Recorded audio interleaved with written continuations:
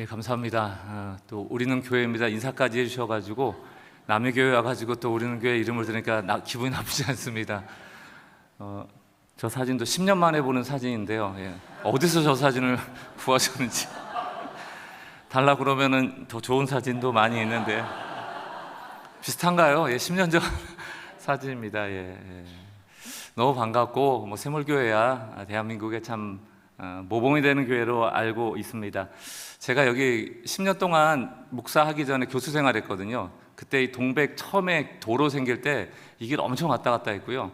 해상교회만 있었을 때 2차선 도로, 도로도 아니죠. 막 꼬불꼬불하고 어정 가구 단지 있고, 그때 제가 여기 참 많이 돌아다녔던 곳인데 오니까 세상이 바뀌었습니다. 전혀 모르겠고 너무 많이 좋아진 것 같고, 학교를 하신다는 건 알았지만 이렇게 훌륭하게 학교를 하시는지는 몰랐는데 와서 또 보면서 또 기도 함께 하도록 하겠습니다. 저도 이제 11년 차거든요. 개척하고 11년 차지만 은혜 샘물교회야 샘물교회라는 전신이 있으니까 16년이라는 것이 모르겠습니다. 길게 느껴지지는 않으실 것 같은데, 저는 무슨 생각을 하냐면 이 교회라는 곳은 나이가 들어가면 들어갈수록 무언가 더 진보하고 발전하고, 작년에 하지 않았던 것을 올해 새롭게 하고, 이전에 하지 않았던 것을 새롭게 하고, 이런 것보다는 걷어내야 될 게 많다라는 생각을 가지셔야 된다고 생각을 합니다. 저는 이제 분당 우리 교회에서 분립개척을 했기 때문에 분당 우리 교회라는 교회의 DNA가 있죠. 그러나 분당 우리 교회는 제가 개척했을 때는 이미 10년 전에 개척한 교회이고, 저는 10년이 지나서 개척한 목사이다 보니까 저는 시대의 부르심이나 저에게 주신 부르심이 다르다라고 생각을 해왔고, 그렇게 저 나름대로 목회를 해오고 있습니다. 2016년도에 제가 개척을 했을 때 제가 무슨 생각을 했는가 하면, 오늘도 목사님 얘기해 주셨지만 교회가 복음을 다시 들어야 되는 것, 로마서가 로마 교회에게 보낸 서신이듯이 교회에 진짜 복음이 필요한 게 아닌가, 교회 안에 복음이 너무 사라져버린 것은 아닌가라는 문제의식을 갖고 소위 오복음 성도라는 생각을 가지고 교회를 개척했어요. 한국교회가 오복음, 다시 말하면 복음을 오해한 성도들이 많구나, 그 복음을 오해한 분들에게 좀 복음이 무엇인지를 좀 선명하게 보이는 것들이 필요하겠다가 저희 개척했을 때의 하나의 강조점이었고요. 복음이 교회 안에 분명하게 서지면 따라오는 증상 같은 것인데, 교회가 평등해집니다. 차별하거나 어떤 권력이 생기거나 그런 것들이 기득권화되거나 하는 것을 막을 수 있죠. 그만큼 한국교회는 100년 넘는 역사를 통해 오면서 복음이 무언가 희석되어지고, 복음이 희석되다 보니까 교회 안에 차별이나 권력, 다시 말하면 기득권이 생기고, 세 번째로 넘어가면 그 기득권화되어진 교회라는 조직을 유지하기 위하여 신앙생활을 교회 생활로 축소해 놓았다. 신앙생활은 교회 생활이 아닙니다. 우리가 오늘 이 자리에 이 시간에 모여 있지만 이 모이는 1시간 혹은 2시간 예배의 남은 나머지 시간, 이 시간 빼고 나머지 시간에도 하나님은 훨씬 크게 역사하시고요, 이 모인 공간 밖에도 다 하나님의 공간입니다. 지금 하나님 여기만 계시는 게 아니거든요. 이 밖에서 엄청나게 역사를 하고 계시거든요. 그러니까 복음이 올바로 교회 안에 들어오면, 그 복음의 문화가 생기면 서로 우리는 평등함을 알아요. 어떤 평등함인가? 죄 앞에 서로 취약함을 인정하게 되고요, 그 죄는 예수 그리스도의 은혜로밖에 씻을 수 없다라는 평등함을 알게 되죠. 그러다 보면 여기에 권력이나 기득권 같은 것이 발 들일 수가 없게 됩니다. 또한 하나님이 역사하시는 세상 속으로 나갈 것에 대하여 늘 마음 쓰게 되죠. 교회. 여러분, 교회교가 아닙니다. 기독교는 교회교, 교회 세우려고 모이신 게 아니에요. 예수교, 예수 전하려고 모였거든요. 저는 복음과 교회라는 단어를 늘 가장 중요한 단어로 마음에 품고 있습니다. 왜냐하면 복음은 예수님에 대한 이야기고 교회의 머리는 예수님이기 때문입니다. 제 관심사는 예수예요. 성도도 두 번째입니다. 교회는 몇 번째인지 모르겠고요. 예수예요. 예수 없는 교회가 무슨 교회입니까? 예수가 머리가 아닌데 무슨 교회입니까? 성령이 오늘 떠나셔도 우리끼리 예배할 수 있는 그런 곳을 교회라고 부르지 않습니다. 그런 의미에서 교회는 늘 예수가 계시는가, 그 하나님의 영이 계시는가에 관심을 가져야 하고, 성령이 계시다면 늘 예수를 증언하거든요. 성령은 복음을 선명하게 알려주십니다. 그 복음을 선명하게 듣고 나면 성도들은 무슨 특권의식 같지 않아요? 서로 옆 사람은 왜 경쟁합니까? 다 니나 내나 죄에 취약한 자들이고 니나 내나 은혜 없으면 못 사는 사람들인데 뭘 손가락질하고. 이제 교회 보면 뭐 샘물교회는 전혀 안 그러시리라고 저는 믿습니다만, 그런데 특화되신 분들이 계세요. 이렇게 보고 아유 김권사 안 왔네, 김적구. 박 장로는 왜 안 왔나? 이 집사 왜 안 왔나? 전화해요. 김권사 안 보이대. 창립 16주년인데 그래도 권사가 그래도 돼? 뭐 이런 거 하지 마세요. 하지 마세요. 여러분이 여기 와 있다고 지금 이불 뒤집어 쓰고 있는 김권사보다 나은 게 아닙니다. 그분 왜 이불 뒤집어 쓰고 계신지 모르잖아요. 그분이 왜 교회까지 나올 힘이 없는지 모르잖아요. 우리 무조건 교회에 없으면 나쁜 사람이잖아요. 게으르고 영적으로 뭐 미련하고 교만하고 막 이런 사람을 다 치부해버리잖아요. 예수님이 절기 때 예루살렘 안 가십니다. 38년 된 병자 거취로 베데스다 가세요. 한 번에 한 사람씩 예수님 만나러 다니십니다. 이걸 우리가 늘 경고 삼아야 돼요. 교회에만 모인다고 하나님 역사하시는 게 아닙니다. 은혜샘물교회라고 명패 붙여놨다니 그때부터 하나님이 찾아오시는 게 아니고요, 예수님을 구주로 모시는 그곳에 하나님이 함께 하시는 것이죠. 그러니까 우리가 서로 좀 많이 용납했으면 좋겠다. 은혜샘물, 야 은혜 너무 좋습니다. 은혜자 들어가는 교회가 너무 좋아하거든요. 예. 믿음교회 그랬으면 안 왔을 텐데 은혜교회라서 왔거든요. 제가 이제 내일 또 모레까지 이 믿음의 취약성에 대해서도 말씀드리고, 성경 안에는 믿음 없이 잘된 일이 엄청 많아요. 기도 안 하고 복 받은 일도 엄청 많고요. 근데 한국교회가 믿음 기도 열심히 하다가 어찌 보면 무언가 벗어나 있는 것 같다. 여러분 16년이 되셨으면 어찌 보면 예수 위에 16년 동안 무엇인가를 덮어놨다라고 해도 과언이 아닙니다. 이 부흥사경회를 통하여서 예수님 가리워놓은 거 다 걷어내시는 은혜가 있길 주의 이름으로 축원합니다. 레너드 스윗이라는 감리교 목사님이시기도 하고 미래학자이기도 한데 4M에 대한 이야기를 합니다. 4M, 교회에 대한 이니셜 M자죠. 첫 번째가 미션 철치, 첫 번째 M입니다. 교회가 왜 세워졌습니까? 교회 미션이 뭐예요? 지옥 갈 사람들 천국 보내는 겁니다. 예수 모르는 사람 예수 전하는 게 1번이에요. 교회는. 은혜샘물교회를 왜 이 동백지역에 주셨습니까? 동백지역 사람들 살리라는 겁니다. 예수 전하고 예수밖에 구원자가 없고 너 지옥 가는데 천국 가자, 이게 1번 목적이에요. 근데 시간이 지나고 복음을 전하고 미션처치가 소명을 잘 감당하다 보니까 사람들이 모였겠죠. 은혜샘물교회처럼 이렇게 사람이 왔습니다. 두 번째 단계로 넘어가는 게 미니스트리 처치예요. 목양적 교회. 얼마나 좋은 얘기입니까? 목양. 여러분들 우리 임 목사님을 통해서 목양 받기를 원하시잖아요. 양 떼고. 목사님은 뭐예요? 목사님도 양인데, 우리는 예수님이 목자고 다 양 떼인데 목사도 양이죠. 근데 특별하게 부름받은 뭐 보도콜리 정도? 예, 셰퍼드? 예, 그런 겁니다. 양들이 막 어디를 멀리 가려고 그러면 거기 떠나면 안 되라고 이렇게 막 모는 양치기 개 정도 될까요? 좀 더 소명이라고 치자면 주인 아니에요. 당연히 샘물교회 아시겠지만 담임 목사님이 주인도 아니고 담임 목사님이 제일 대단한 분도 아니고 제일 죄를 덜 져서 목사가 된 것도 아닙니다. 여러분 미니스트리, 목양으로 들어간 이유가 뭐예요? 사람들이 오니까 여기 온 사람들 돌봐야 될 거 아닙니까? 교육도 하고 양육도 하고 훈련도 하고. 근데 교회가 어디서부터 변질되는가? 미션 철치라는 미션에 쏟아야 될 에너지가 미니스트리보다도 약화될 때 그때부터 교회는 변질되는 거예요. 교회 모이고 열심히 모여서 힘내서 예수 전하라고 모였는데 우리끼리 조싸우니 여기에 초막셋을 짓고 예수님 함께 하자는 게 지금 교회 모습 아닐까요? 그러다 보니까 세 번째 메인터넌스, 유지하는 교회로 가는 거예요. 그 다음에는 야 우리가 작년에 뭐 했더라? 그거 했지, 올해도 하자. 왜? 작년에 했잖아. 작년에 좋았잖아. 1년 365일 무슨 프로그램이 꽉 차 있는데 지금 이 시대를 관통하는 새로운 거 뭐 좀 해보려면 안 돼요. 안 된대요.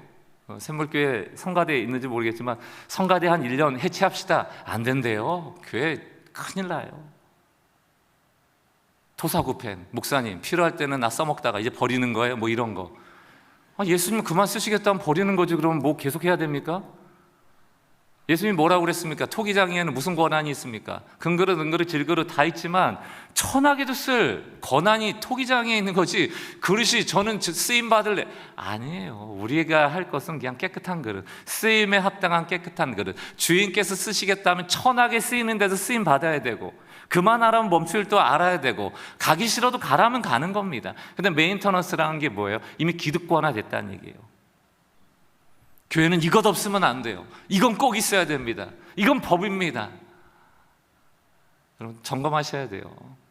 16년 전에 만들어 놓은, 또 세월의 흔적을 통하여 예수가 안 보이게끔 무언가가 더 씌워져 있는 것들이 있다면 그거 다 걷어내셔야 됩니다. 교회는 복음, 그 예수 그리스도가 매우 매우 선명하게 보여져야 됩니다. 저는 분당 우리 교회에서 찬양 사역하다가 개척을 하게 됐습니다. 물론 다른 교구 사역도 하고 금요기도에도 인도했지만, 처음 교회 개척하고 뭐 밴드팀 얼마든지 유급으로 쓸 수 있죠. 뭐 친구들 잘 아는데 같이 합류합시다 할 수 있지만, 그냥 피아노 한 대로 시작했습니다. 매우 의도적인 거죠. 피아노도 싸구려 사줬어요. 그 당시 뭐 80만 원짜리가 그랬습니다. 전공자인데 물어봤어요. 어떤 거 살래? 그랬더니 목사님 그냥 싼 거 사달라고 싼 거 사줘서 지금 11년 동안 쓰고 있습니다. 안 바꿔요. 마이크 56,000원인가 65,000원짜리인가 처음에 샀습니다. 유선 이렇게 있는 거. 요 근래 바꿨거든요. 한 4개월 전에 바꿨는데 똑같은 걸 사왔어요. 우리 부교육자가. 비싼 거 많잖아. 좋은 거 많잖아. 목사님 변하시면 안 된다고 똑같은 마이크를 샀습니다. 그러면서 뭐라 그런지 아세요? 목사님 2배로 비싸졌다고. 그래봐야 12만 원이야. 이거 얼마일까요? 저희 교회 정신입니다. 싼 걸 좋아한다는 뜻이 아니고 예수 아니면 관심 없다. 예수 아니면 관심 없다. 이게 예수를 드러나는데 필요한 비싼 게 필요하지만 이거 별로 중요하지 않잖아요. 중요하지 않잖아요.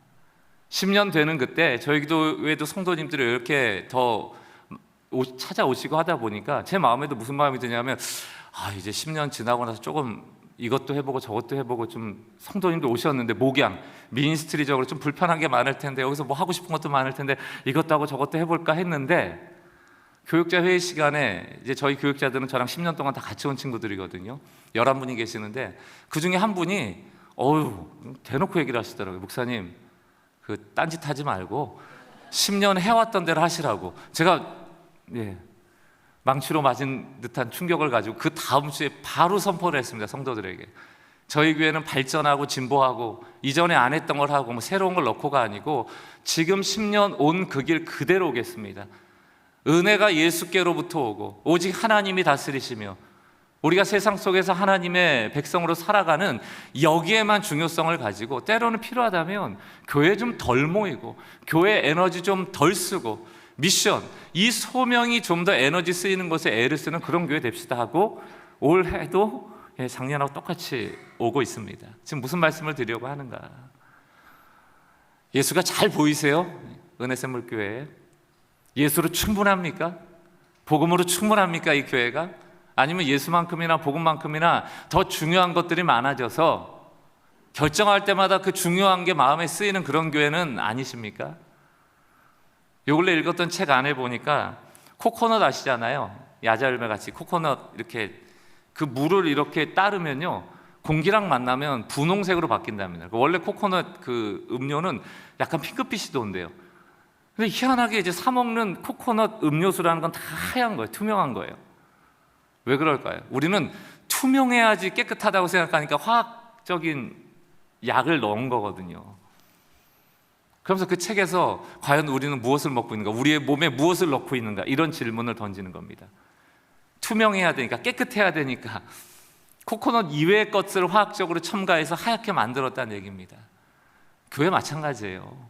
좋은 교회 되려고 이것저것 집어넣다가 성도들에게 복음 아닌 것이 먹여지고 예수 아닌 것이 먹여진다면 이 공동체가 어떻게 건강해지겠습니까? 이 공동체가 어떻게 복음을 전하겠습니까? 어떻게 사람들을 이 교회로 초대하겠습니까? 이 교회 초대한들, 이곳에서 그 사람들이 예수를 만나지 못하는데, 문화를 만나고 프로그램을 만나고 사람을 만나버리는데 교회교 아니잖아요. 이것에 여러분을 통한 예수가 보여야죠. 예수가 증거돼야죠. 그 하나에 목숨 거는 것이 교회여야 된다고 저는 생각합니다. 은혜교회가 예수가 이전보다 더 선명히 드러나는 그런 교회 되길 주의 이름으로 축원합니다. 갈라디아서는 복음을 잃어버린 교회를 향한 사도 바울의 일침이거든요. 사도 바울이 1차 선교 여행을 하고 가장 처음 교회를 세웠던 곳이 터키 지역, 지금 갈라디아 지역에 있는 교회들인데 변질된 거예요. 그것 때문에 사도 바울이 화가 나서 글을 쓴 게 갈라디아서입니다. 화가 난 이유는 간단합니다. 너 복음으로 충분한데, 복음으로 구원받는 건데, 예수 믿고 구원받는 건데 왜 거기다가 할례를 껴넣어? 이 얘기예요. 자, 보세요 여러분. 그 당시에는 유대인으로서 예수를 믿은 사람이 있고 유대인이 아닌 이방인으로서 예수를 믿은 사람이 있는데, 갈라디아 지역의 유대인으로서 예수를 믿은 사람들 입장에서는 자기들은 유대인이었으니까 예수를 영접은 했지만 할례가 있죠. 8일 만에 할례를 했고, 또 자기들은 유대인이었으니까 율법도 있죠. 그러니까 이방인들에게 무슨 우월감을 가질 수 있어요? 야, 너희들 이방인으로서 예수 믿는다고 그러는데 너 예수만 믿어. 나는 예수도 믿고 할례도 있고 율법도 있어. 난 3개야, 넌 1개잖아. 너 구원이 조금 위험한데? 이 얘기한 거예요. 사도 바울이 그 갈라디아 지역에 뭐라고 편지합니까? 너희가 얘기하는 복음 위에 더해진 할례, 복음 위에 더해진 율법을 더한 그 복음은 다른 복음이다. 좀 더 선명하게 말씀드릴게요. 예수도 믿고 할례도 해야 되고 율법도 따라야 된다면 여러분 지옥 가는 겁니다. 그럼 복음 아니라는 얘기예요. 우린 복음으로만 천국의 백성이 될 수 있습니다. 예수만으로 충분하다는 얘기가 그 얘기예요. 갈라디아 교회는 다른 복음이 들어와 버렸습니다. 갈라디아서 1장 6절, 그리스도의 은혜로 너희를 부르신 이를 이같이 속히 떠나 다른 복음을 따르는 것을 내가 이상하게 여기노라. 7절, 다른 복음은 없다. 다른 복음으로는 구원받을 수 없다. 다만 어떤 사람들이 너희를 교란하여 그리스도의 복음을 변하게 하려 함이라. 사단은 복음을 없앨 수 없습니다. 이미 예수님께서 2000년 전에 십자가에서 이루신 그 일, 부활을 통하여 부활의 첫 열매가 되신 그 일 못 없애요. 복음은 살아 있습니다. 그러나 복음을 교란할 수 있어요. 이것을 복음의 중성화라고 얘기합니다. 뉴트럴라이제이션이 되는 건데, 중성화라는 건 뭡니까? 능력이 더 이상 없다는 거예요. 여러분 반려견들 키우세요? 중성화 수술하면 이게 암컷인지 수컷인지 압니까? 생식 능력이 있습니까? 없잖아요. 복음이 중성화됐다는 뜻은 복음이 더 이상 능력이 없다. 그럼 사단은 끊임없이 교회를 향하여 복음이 없던 일로 할 수는 없으니 있었던 그 복음을 교란한다는 얘기입니다. 어떻게 할까요? 복음에 무언가를 더하거나 빼거나 대체하거나, 3가지입니다. 가장 한국교회 잘 쓰는 방법이 뭘까? 예수에 계속 뭔가를 더하는 거예요. 좋은 것들. 이것도 필요해, 이것도 중요해, 교회가 교회 되려면 이것도 중요해, 이것도 염두에 둬야 돼. 그러다 보니까 뭐 예수보다 중요한 게 한두 가지입니까? 예수는 없어도 교회가 운영이 되는데 돈 없으면 안 되고, 뭐가 조직이 없으면 안 되고, 뭐가 없으면 안 되고. 오늘 이 은혜샘물교회 성령이 떠나시면 과연 우리는 알 수나 있을까요? 어떤 일이 일어날까요? 이 교회, 예수의 영이 없는 이 교회에 무슨 일이 일어날 거라고 생각하십니까? 예수님 이 땅에 오실 때 예수님을 알아봤던 사람 딱 2분밖에 없어요. 시몬, 안나. 깨어있지 않는 한, 우리가 예수를 끊임없이 추구하지 않는 한, 우리는 예수보다 더 아름다워 보이는 것들, 예수보다 더 중요한 것들에 현혹되어 복음을 교란하며 살아갈 수밖에 없다니까요. 얼마나 무서운 일입니까? 사도행전 15장은 예루살렘 공의회 얘기입니다. 15장 1절, 어떤 사람들이 유대로부터 내려와서 형제들을 가르치되 너희가 모세의 법대로 할례 받지 않으면 능히 구원 못 받는다. 교회 안에 많습니다. 율법주의자들 많아요. 죄지면 안 된다고 알죠? 알죠? 그러나 조금 내가 잘하고 있는 거 있으면 그거 하나 꼬투리 잡아가지고 못하고 있는 사람 정죄하고, 그것 때문에 내가 더 우월하다고 스스로를 치켜 세우고, 그러려면 차라리 성경 일독하지 말고 차라리 기도에 안 오는 게 낫다는 거예요. 사도 바울이 뭐라고 얘기합니까? 나는 야채 먹어, 나는 고기 먹어. 야, 고기 먹으면 안 돼, 야채만 먹어야 돼. 아니야, 이제 자유했으니까 고기 먹어도 돼. 그 맨날 싸웠다는 거 아니에요? 먹는 거 가지고. 근데 뭐라고 얘기합니까? 야, 하나님이 다 허용하셨어, 싸우지 마. 싸우지 마가 핵심이거든요. 늘 주 안에서 용납하고 서로 용서하는 것이 핵심이거든요. 기독교 신앙은 죄 안 짓는 데 핵심 있는 게 아니에요, 여러분. 다른 종교도 다 죄 짓지 말라고 그럽니다. 불교 가면 죄 지으라고 그래요. 유교 가면 죄 지으라고 합니까? 천도교 가면 죄 지으라고 해요. 죄 사하는 종교라고요. 우리가 용납받았다라는 종교라고요. 우리가 하나님의 사랑 안에 있다라는, 그것이 기독교의 본질임에도 불구하고 교회는 자꾸 정죄하죠. 여러분, 죄도 회개해야 되지만 스스로 의롭다 여겼던 것도 회개해야 돼요. 우린 스스로 의로워질 수 없습니다. 이 중에 누가 스스로 의로워질 수 있어요? 예수의 보혈을 하는 것은 누가 의로워질 수 있습니까? 그러므로 저는 가끔 교회 안에서 서로 사랑합니다, 뭐 축복합니다 이런 인사 말고 좀 교회 인사를 바꿨으면 좋겠어요. 니나 내나, 이게 니나 내나. 뭐 여기도 무슨 장이 있습니까? 무슨 장? 뭐 순장, 무슨 뭐 리더 뭐 이런 거 있나요? 본이 돼야 되고 뭐 내가 더 잘해야 되고, 애쓰지 마세요. 그런다고 되는 게 아니에요. 니나 내나. 죄에 다 취약해서 늘 넘어지고, 여러분 죄라는 게 얼마나 좋은 거라서 우리가 붙잡잖아요. 더럽고 추하면 우리가 죄 안 짓죠. 근데 죄가 얼마나 좋아요. 늘 유혹이 얼마나 우리 육체를 만족시킵니까? 다 취약하시잖아요. 땅에 발을 딛고 살아가는데. 그래서 오늘도 은혜가 필요하다고 이 자리에 나온 것 아닙니까? 그런데 무슨 자격이 있고 무슨 우월함이 있어요? 없죠. 세 번째까지 갔죠. 아까 메인터넌스. 마지막 네 번째가 뮤지엄이에요. 그렇게 하고 나면 생명력 떨어져 버리고 교회가 박물관 되는 겁니다. 중세 카톨릭 성지들 가보셨죠? 유럽 가보시면 한 번씩 이렇게 멋진 성당들 가시잖아요. 가서서 이렇게 막 기도해야 하고 예배 드리고 오신 분들 계세요? 없죠? 다 사진 찍고 오시잖아요. 와, 엄청 멋지네. 건축물 엄청 예쁘네. 한국 교회가 그러지 말라는 법이 없고요. 그 증상은 이미 시작됐다. 저는 제주도에 사역이 있어서 종종 갑니다. 제주도에요, 교회였을 때는 안 나와서 망한 교회가요, 지금 카페 됐거든요. 엄청 가요. 사람들이 엄청 모여 있습니다. 게다가 좀 화가 나는 거는 강대상 그대로 써요. 여기서 카운터 봅니다. 아니, 교회일 때는 사람이 안 갔는데 카페 하니까 그렇게 몰려가요. 우리는 다른가? 교회가 예수 떠나면, 생명 떨어지면 그냥 박물관이에요. 박물관에 뭐 있습니까? 미라들 있잖아요. 미라 있잖아요. 저는 이걸 고체교회라고 얘기를 합니다. 딱딱해져 버리는 거예요.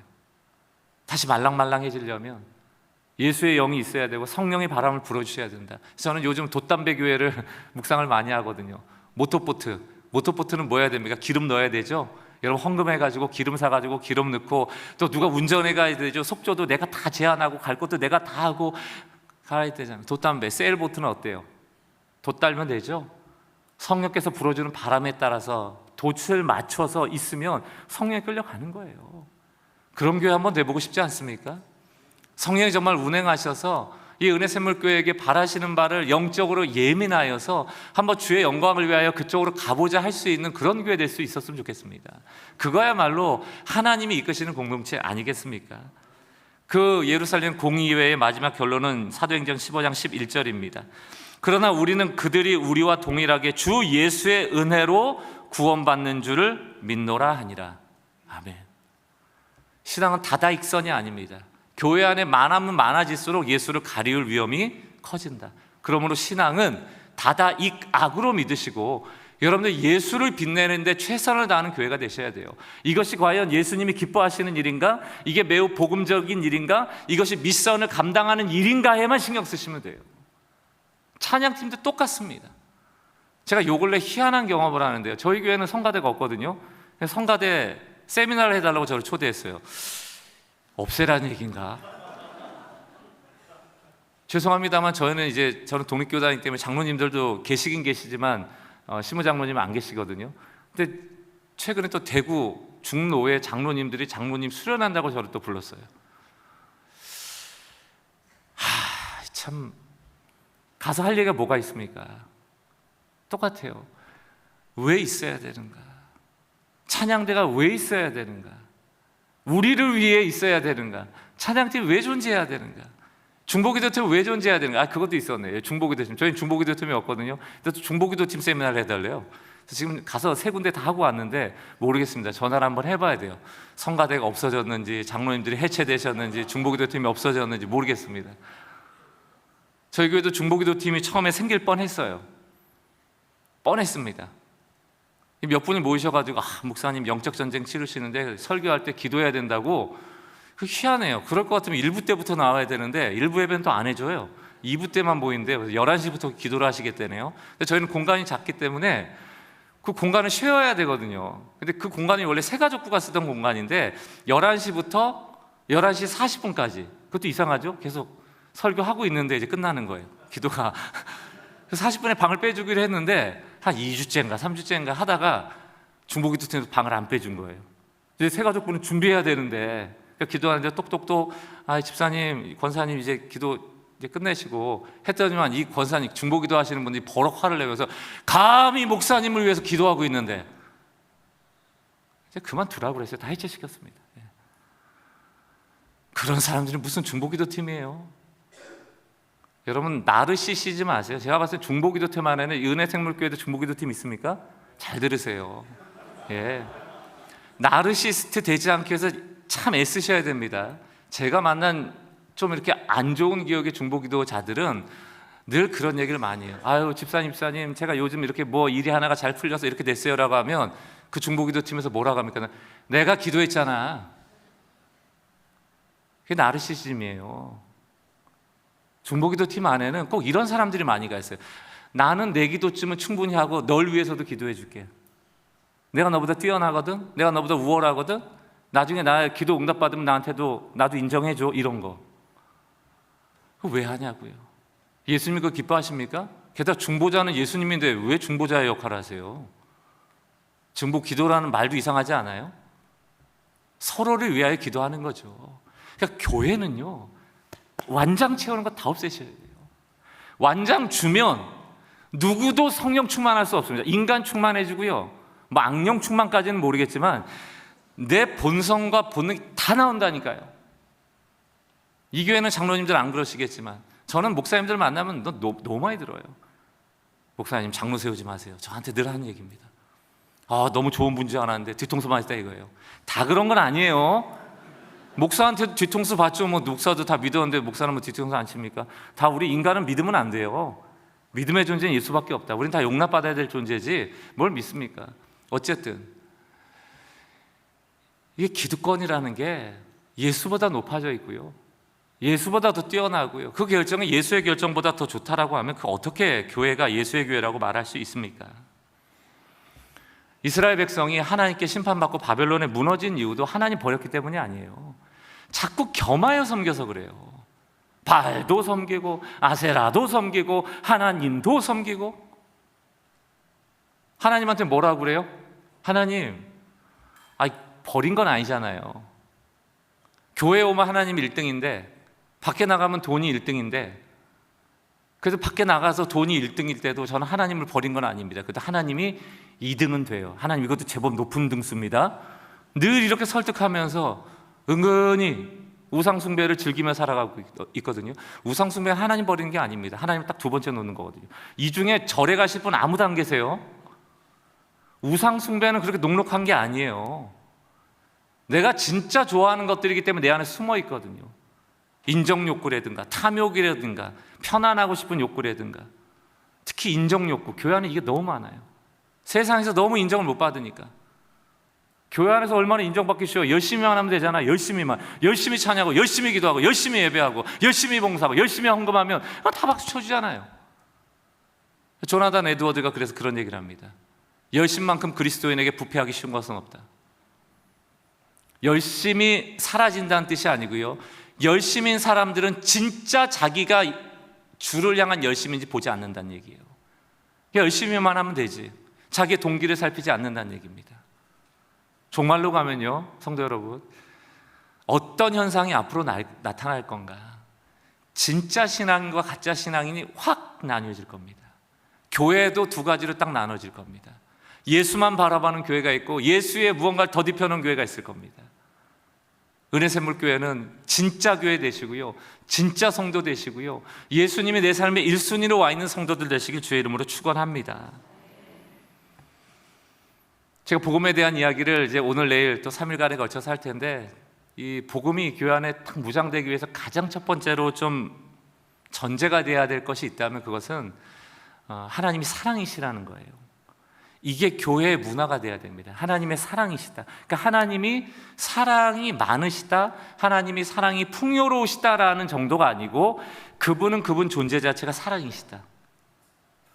우리를 사랑하지 않을 수 없으시다. 이 정도까지 봐야 되는 거예요. 우리 찬양 인도자가 아까 멘트도 했지만 우리의 어떠함과 상관없이 우리가 사랑받고 있다니까요. 그러니까 제가 죄송해요. 청년 집회 가면은 좀 세게 얘기를 하는데 청년들한테 그런 얘기를 하거든요.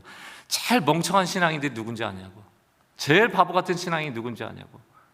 이런 신앙인들이에요.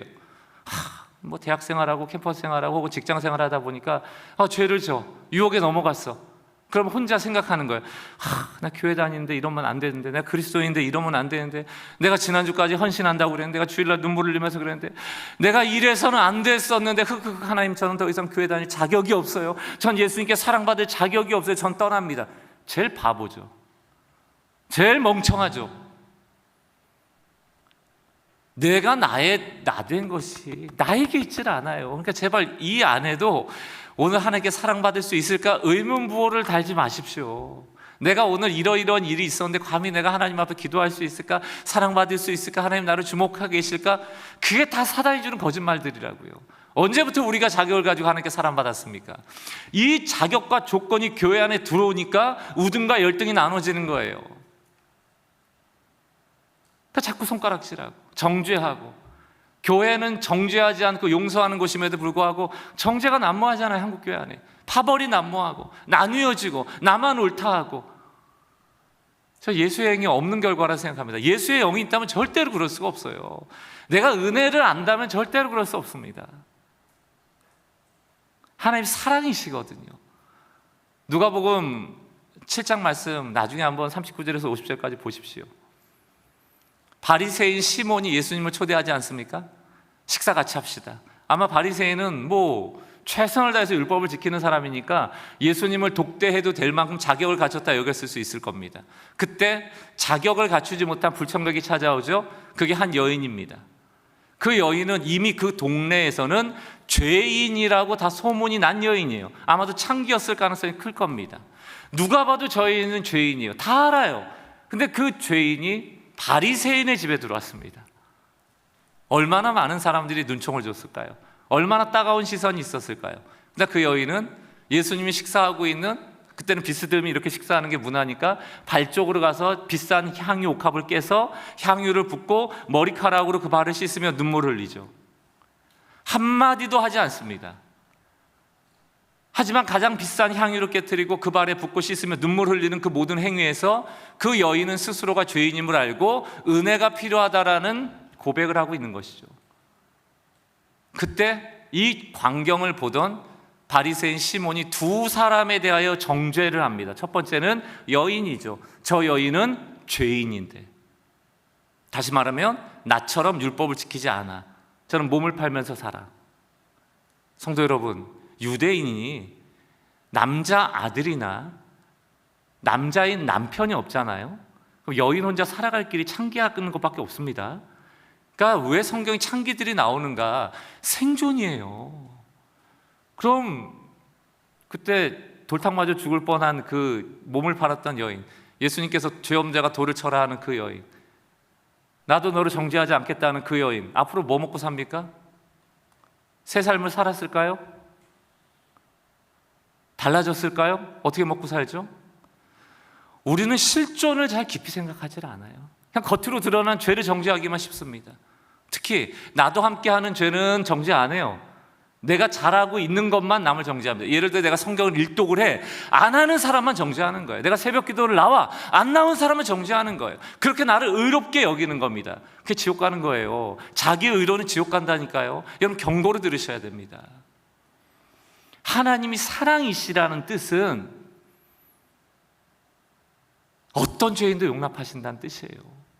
그 바리새인이 그 여인을 정죄하고 그 다음에 또 한 사람을 정죄하는데 바로 예수님을 정죄합니다. 뭐라고 얘기합니까? 저 예수가 선지자였다라면 저 발에 손을 댄 여인이 죄인인 줄 알았을 텐데, 다시 말하면 뭡니까? 죄인이 손을 대고 몸을 만지면 오염된다는 거예요. 정결법에 위배된다는 거예요. 그게 유대인들이었어요. 그게 바리새인이었어요. 여러분 중에 혹시 아이들 키울 때 그러지 않으세요? 엄마 나 놀고 왔어. 누구랑 놀았어? 그래 철수랑 놀았어. 철수 교회 다니니? 안 다녀. 놀지 마. 왜 맨날 금묵자학이에요? 왜 복음은 그렇게 능력이 없습니까? 예수는 왜 이렇게 능력이 없어요? 절 다니는 친구의 손을 잡으면 왜 예수의 능력이 안 나갑니까? 왜 맨날 어둠이 오염돼야 돼요? 맨날 피해가지고 어디까지 숨으려고요? 뭐 여기도 학교 하시니까 많은 고민이 있겠지만 숨으려고 학교 하시는 거 아니잖아요. 세상을 섬기려고 학교 하시는 것 아닙니까? 그런데 그 바리새인은 죄인이 손을 대서 예수도 오염됐다 이거예요. 너도 더러워졌다는 얘기입니다. 그때 예수님이 비유로 말씀하십니다. 시몬아, 50데나리온 빚진 자와 500데나리온 빚진 자 중에 탕감을 해주면 누가 더 탕감해 준 사람을 사랑하겠느냐 이렇게 물어봐요. 누구예요? 500데나리온이죠? 그러면서 결론이 무엇인가? 하나님을 더 사랑하는 사람은 더 많은 죄를 탕감받은 사람이에요. 은혜샘물교회에게 질문 드려볼까요? 이 중에 누가 가장 예수님을 사랑할까요? 가장 큰 죄인입니다. 가장 큰 죄인이에요. 그 죄가 탕감받았다는 걸 알고 그 죄의 사함의 은혜를 아는 만큼 은혜가 주어지는 거예요. 그만큼 하나님 사랑하는 겁니다. 사도 바울이 얘기하잖아요. 너 큰 은혜 받고 싶어? 대안이 있습니다. 여러분도 큰 은혜 받고 싶으세요? 이전에 안 져본 큰 죄를 지으세요. 한번 해보세요. 저 목사 희한한 목사네. 제가 한 얘기가 아니고 사도 바울이 한 얘기입니다. 죄가 큰 것에 은혜가 더한다고요. 죄가 크면 클수록 은혜가 더 크게 온다고요. 사도 바울의 얘기는 뭡니까? 죄를 지으라는 얘기가 아니죠. 그 얘기해놓고 아마 사도 바울도 깜짝 놀랐던 것 같아요. 그렇다고 죄 지으라는 거 아니야. 저도 똑같이 얘기합니다. 죄 지으라는 게 아니고 무슨 얘기를 하는 겁니까? 하나님이 덮지 못할 죄는 없다. 왜? 하나님은 사랑이시니까. 여러분이 지은 죄를 돌이킬 수 있으세요? 없죠? 근데 왜 사랑하세요? 덮어주시니까. 내가 죄사함 받은 크기를 알고 그 은혜를 크기를 아는 만큼 하나님을 사랑하는 거예요. 그러니 교회 공동체 안에 정죄하는 사람이 어떻게 하나님의 사랑을 압니까? 불가능하죠. 교회는 정죄가 있으면 안 됩니다. 용납하는 공동체가 돼야 되고요. 애를 써야 돼요. 저는 저희 교회 이제 소그룹들 잘 안 가시려고 그럴 때마다 소그룹을 두 가지로 규정해 드리거든요. 첫 번째, 서로가 메신저다. 저는 이제 순장이라고 부르지 않고 이제 헬퍼라고 부르는데, 이끄는 사람이 이렇게 막 가르치는 게 아니고 설교 들었으니까 각자 깨달은 게 있을 거 아니냐. 그러니까 서로 나누자. 서로가 메신저가 돼주자. 이게 첫 번째고, 두 번째는 여러분들 원수 사랑하고 싶지 않으세요? 소그룹 가면 원수가 드글드글합니다. 가세요. 이렇게 얘기를 해줘요. 원수 사랑까지 한번 가보고 싶은데 원수를 못 만나? 소그룹 가세요. 원수가 있습니다. 여러분, 교회는 여러분 입맛에 맞는 사람들이 있는 게 아니에요. 급이 맞고 저 사람은 내 급에 맞고 저 사람은 내 말이 통하고 그런 사람들하고 소그룹 할 것 같으면 그게 교회 아니죠. 힘들어도 부대끼어도 서로 용납하고, 나도 제사함 받았으니 저를 용납하라고 훈련의 장으로 소그룹 보내시는 건 아닙니까? 그게 이제 목장 아니에요? 그럼 자꾸 생각을 바꾸셔야 돼요. 예수님이 무엇을 기뻐하실까? 자꾸 생각을 돌이키셔야 됩니다. 예수님이 언제 우리에게 오셨습니까? 로마서 5장 너무 유명한 말씀이잖아요. 우리가 연약할 때, 우리가 경건하지 않을 때, 우리가 죄인 되었을 때, 우리가 하나님과 원수 되었을 때 오신 거예요. 너희한테 죄를 없애고 하라? 하나님과 화목하고 하라? 너희가 경건하고 하라? 너희가 강해진 다음에 오라고 명하시는 게 아니고 너희가 약하기 때문에 내가 왔어라고 얘기하셨죠. 예수님 똑같이 바리새인을 향하여 얘기하지 않아요? 환자에게 의원이 필요하다. 건강한 자에게 필요 없다. 오늘 이곳에, 이 교회에 예수가 필요하다면 이 교회는 고장났기 때문에 필요한 거라고요. 그걸 인정하는 겁니다. 교회는 완벽하지 않아요. 너무 은혜샘물교회를 좋은 교회라고 스스로 포장하고 과장하지 마세요. 그 얘기는 우린 예수 없이도 얼마든지 좋은 교회 될 수 있어. 그 얘기랑 똑같다고요. 이곳에 나는 너무 제법 괜찮은 사람이라 하나님과 만날 수 있어. 그게 시몬 바리새인하고 똑같잖아요. 나는 예수님과 이 랍비와 밥 먹을 만큼 나는 괜찮은 존재야. 그 얘기 아닙니까? 우리가 페르소나, 가면 쓰느라고 너무 지불하는 비용이 커요. 서로를 향해서 죄 안 짓는 척하고 괜찮은 척하고 성경 보는 척하고 늘 신앙적인 척하고 그 에너지를 옆 사람들하고 쏟느라고 얼마나 힘드세요. 그래. 그러다가 스스로 회개할 힘을 잃어버리고 진짜로 스스로도 괜찮다고 여겨버리는 거라고요. 그래서 아까 열심히 위험하다는 얘기입니다. 열심히 하면 뭔가 계속하고 있으면 나는 신앙생활 잘하고 있다고 생각하거든요. 다행히 아까 전에 우리 목사님 얘기 들어보니까 열심히 안 한다고 그러더라고요. 이 교회는 얼마나 할렐루야인지. 나쁜 게 아니에요, 여러분. 나쁜 게 아니에요. 저희도 열심히 안 하거든요. 열심히 안 합니다. 열심히 안 하는 이유가 한국교회가 기울어진 운동장이란 말이에요. 너무 열심히 했는데 100년이 넘는 한국교회 역사를 통해서 지금 그렇게 열심히 했더니 지금 그 성적표가 어떠냐고요. 그렇게 해서 부흥이 되고 복음이 전해지는 일에 잘 되었다라면 가면 되죠. 제가 개척했을 때도 왜 오복음 성도라는 개념을 가지고 평등성이나 교회 밖으로 나가서 성도들이 교회로서 살아가야 되는 것을 강조했겠냐고요. 이대로 하면 안 되니까 그랬죠. 다시 성경적 방법으로 돌아가야 하니까. 그래서 오늘 목사님이 서로에게 우리는 교회다라고 얘기해 주신 게 너무 감사합니다. 여러분이 교회고요, 여러분 한 사람 한 사람이 움직이는 교회고요, 여러분의 일터가, 여러분의 가정이 다 교회예요. 모이는 교회에서만 반짝 자란다고 될 게 아니고 원라이프 다 같아야죠. 내 삶이 곧 예배이고 내 삶이 곧 선교가 되는 일상의 선교사들이 되셔야죠. 그런 의미에서 보면 교회에서 조금 덜 해도 된다. 아니 교회에서도 열심히 하고 밖에서 열심히 하려면 뭐 성도들이 힘들어서 어떻게 삽니까? 그 목사한테 교회 목양하고 밤에는 저기 가락시장 가갖고 생선파리 새벽에 해라고 그런 거랑 똑같은 거 아니에요? 전 못하거든요. 그래서 성도들한테도 안 시킵니다. 그런데 놀라운 건 성도들이 예수가 주인 되어져 살아가잖아요. 그럼 간증이 나와요.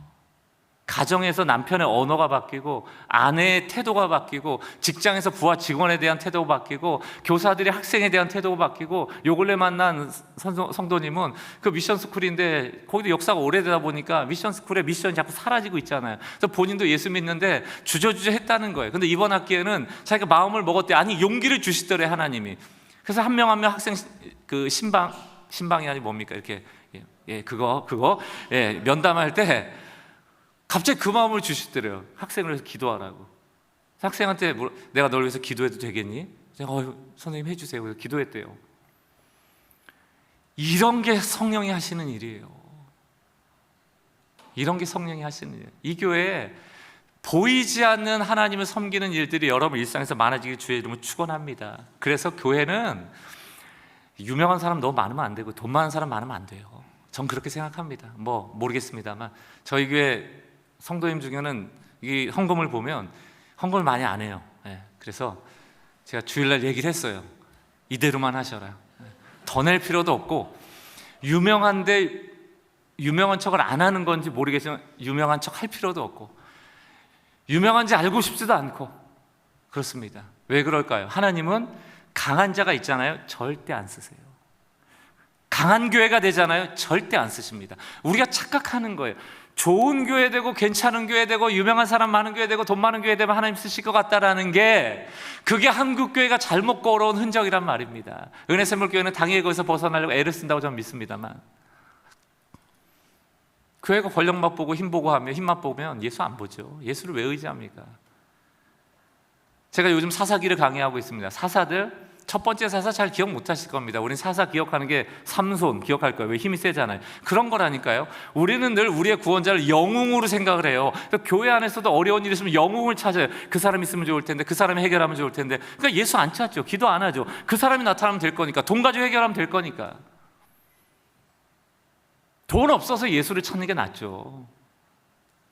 천막 치고 예수를 찾는 게 낫죠. 그래서 저희 교회는 계속 애쓰고 있습니다. 무언가를 더 얹으려고 애를 안 쓰는데도 뭐가 많아요. 한 3년차 될 때까지는 우리 짐이 1톤 트럭이면 딱 됐거든요. 지금 10톤 트럭이 한 3대화도 안 돼요. 얼마나 많은 게 더해졌습니까? 얼마나 복잡해졌냐고요. 규모의 논리가 생겨버린 거죠. 사랑하는 성도 여러분, 첫 번째 사사가 온니엘이거든요. 특징이 없어요. 에훗, 베냐민 지파, 벤야민이라는 것은 오른손의 자손이란 뜻인데 에훗은 왼손잡이에요. 그 사람 찾아 쓰십니다. 오른손잡이 얼마나 대단한 사람들이 많겠어요. 베냐민 지파의 오른손의 장수들인데 에훗 쓰신다니까. 왼손잡이. 삼갈, 외국인 쓰신다니까요. 기드온, 포도즙 틀에다 밀타작하던 사람 쓰신다니까요. 드보라, 여자 쓰시고 바락, 무서워가지고 전쟁터도 못 가는 그 인간을 쓰세요.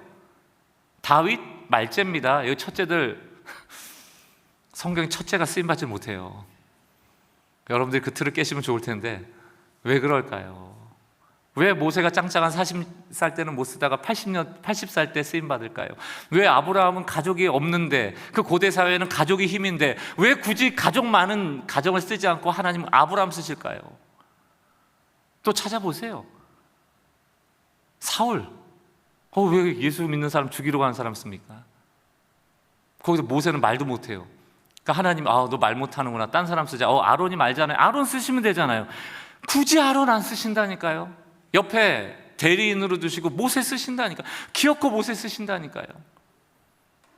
이유가 뭔지 아세요? 하나님은 하나님의 영광을 안 뺏기신다. 이 교회 누구한테도 안 뺏기세요. 누구도 이 교회의 주인이라고 말하지 못하도록 하시는 게 하나님입니다. 그러려면 뭐 해야 돼요? 제일 못난 사람 써야 되는 거예요. 그래서 제가 여기 학부형들 좀 계시는 것 같은데 학교도 하시고 해결할까 말까 좀 고민이 되지만 뭐 그런 얘기 많이 하잖아요. 야, 너 그렇게 해갖고 하나님 쓰시겠어? 너 공부 못해갖고 주의 종이 되겠어?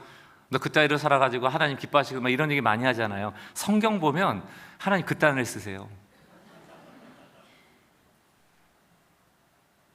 이게 교만해지면요, 서울대 가는 걸 본인이 똑똑해서 그런 줄 알아요. 음악 같은 재능이 자기가 갈고 닦은 줄 알아요. 여러분 여기 음악 혹시 천재 계세요? 여러분들이 태어났는데 음악을 하나도 몰랐는데 정말 갈고 닦아서 천재 되신 거예요?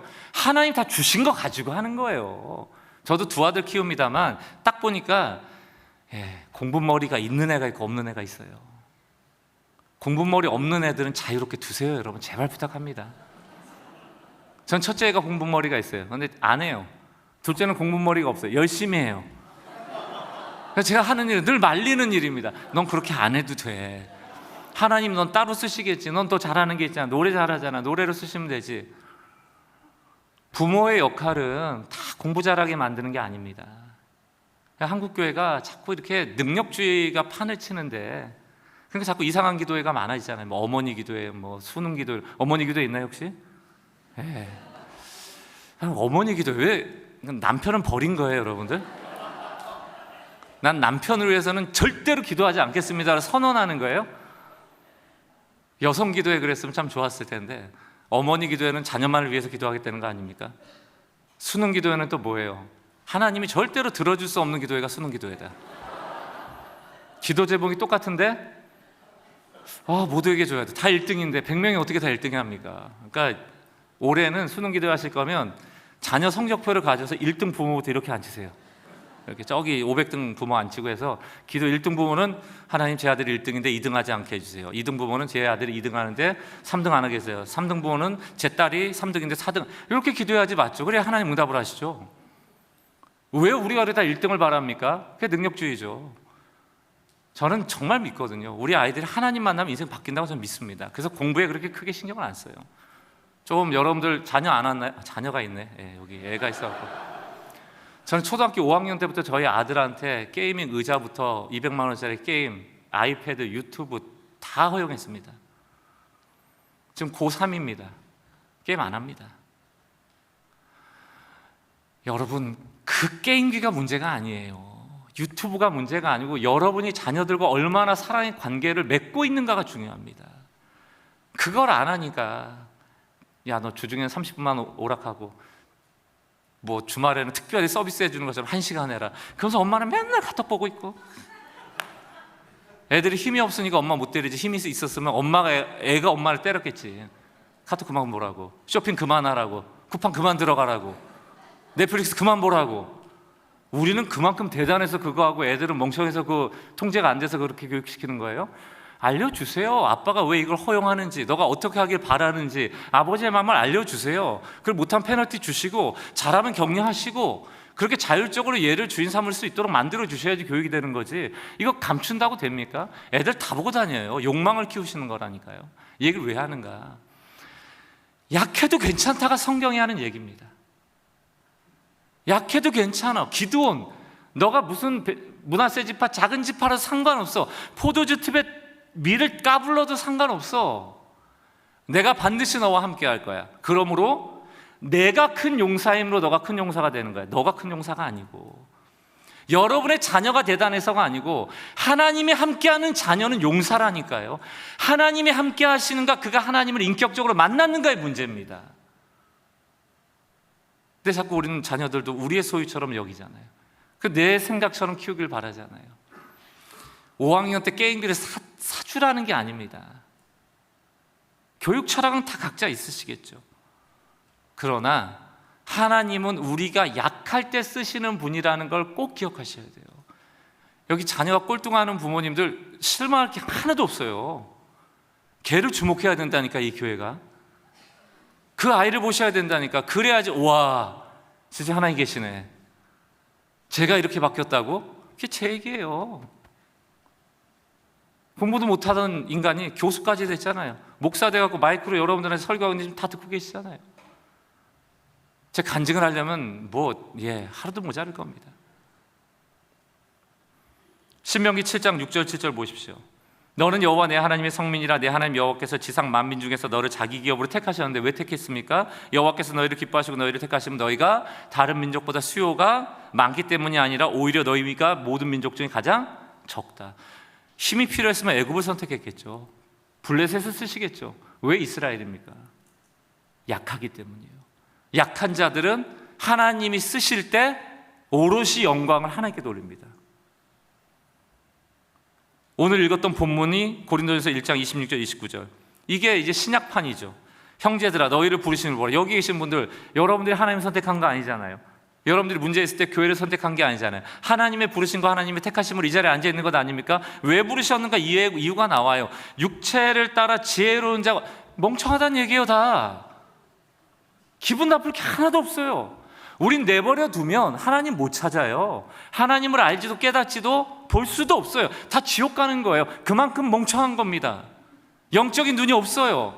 다 타락했기 때문에, 아담의 죄가 있었기 때문에 누구도 구원받을 수 없어요. 그러니까 그분이 찾아오실 수밖에 없다고요. 내버려 두면 다 죽으니까. 여기에 왜 기분이 나쁩니까? 교회에서 조금만 자존심 상한 일이 있으면 그냥 감히 나를 어떻게 본다고? 잘 봤지 뭐. 우리가 뭐 별거 있습니까? 죄인이지. 지혜로운 자가 많지 않고 능력 있는 자가 많지 않고 문벌 좋은 자가 많지 아니해서 택했다는 얘기입니다. 27절. 그러나 하나님께 세상에 미련한 것들을 택하사 지혜 있는 자들을 부끄럽게 하려 하시고 세상에 약한 것들을 택하사 강한 것들을 부끄럽게 하려 하시며 하나님께 세상에 천한 것들, 멸시받는 것들, 없는 것들 다 우리예요. 택하사. 29절 함께 읽어볼까요? 시작. 이는 아무 육체도 하나님 앞에서. 제가 한국교회에서 소문 듣기로는 은혜샘물교회는 정말 건강한 교회로 알고 있습니다. 맞나요?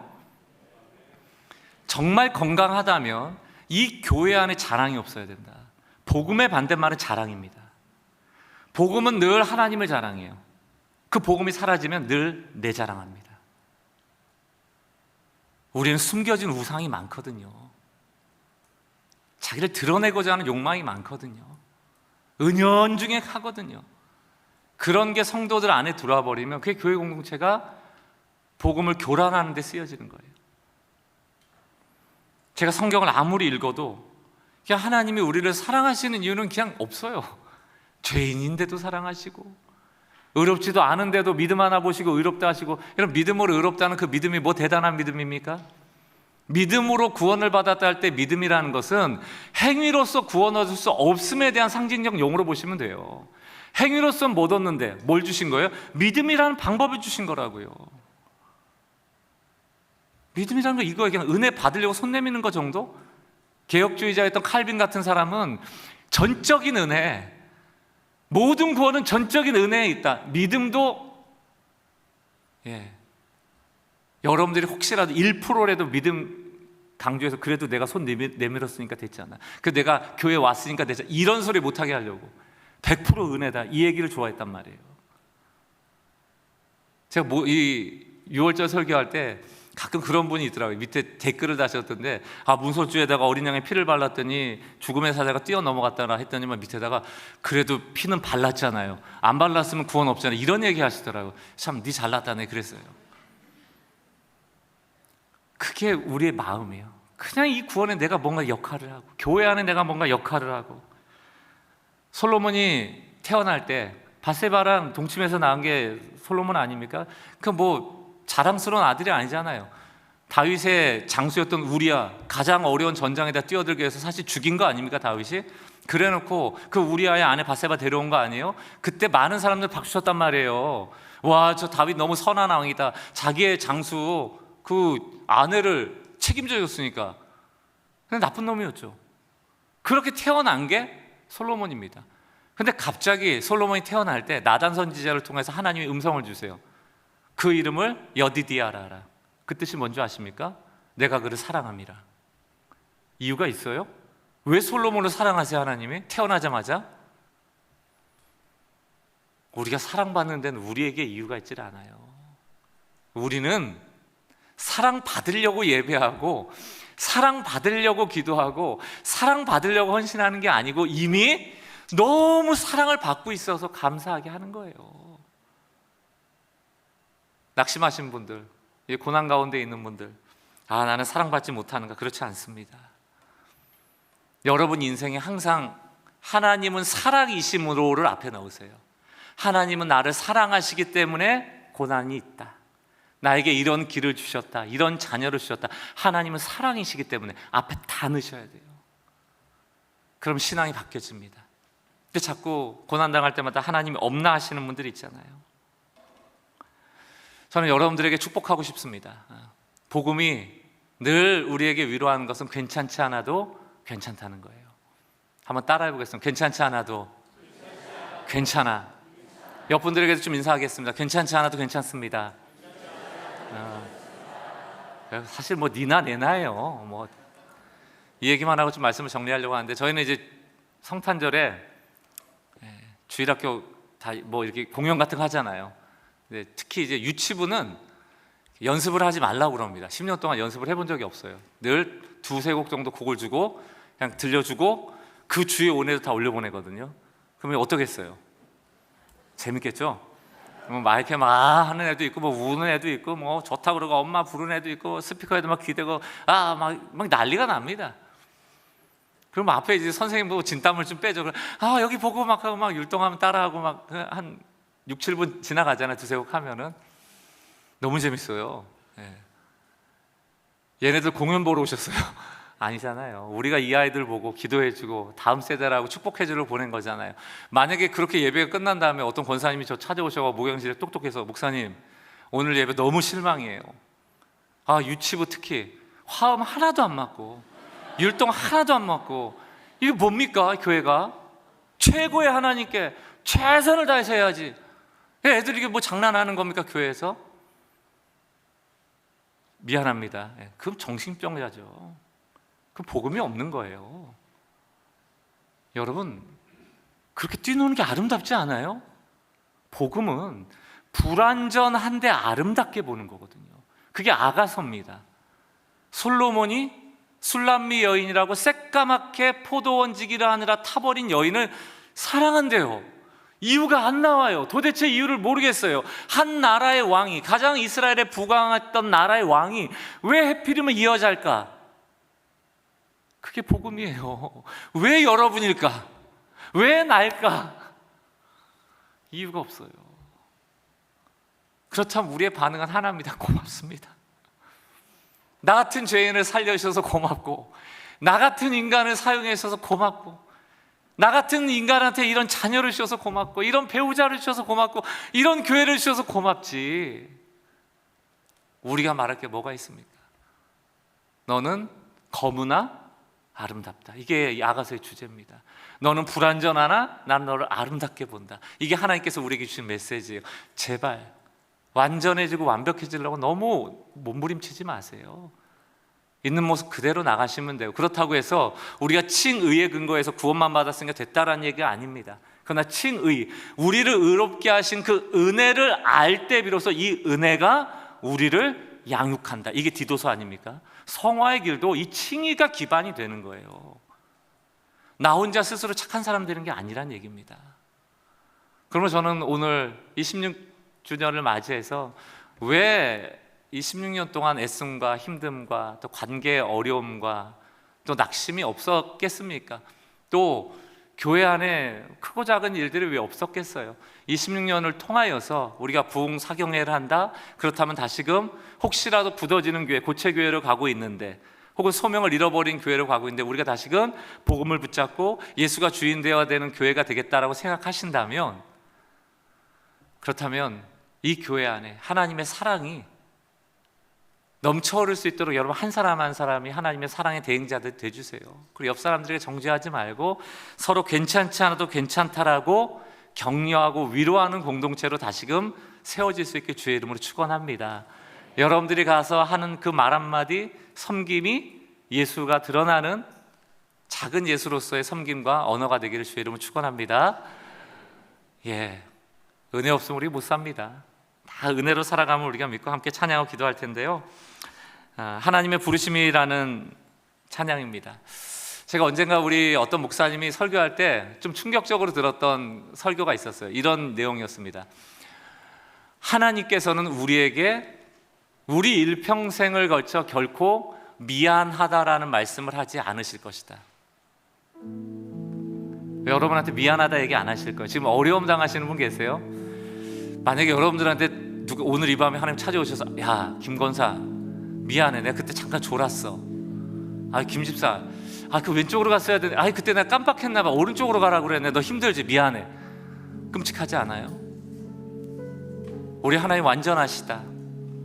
그분이 지혜가 무궁하시다, 전능하시다라는 것은 여러분이 지금 어떠한 인생을 살아가든 그분은 여러분에게 미안하지 않으세요. 왜? 완벽하게 인도하고 계시거든요. 그 안에 여러분이 있고 이 교회가 있음을 믿고 이 16주년을 통하여서 다시금 소명을 향하여 걸어가는, 부르심을 따라가는 성도들이 되시길 주의 이름으로 축원합니다. 같이 한번 찬양하겠습니다.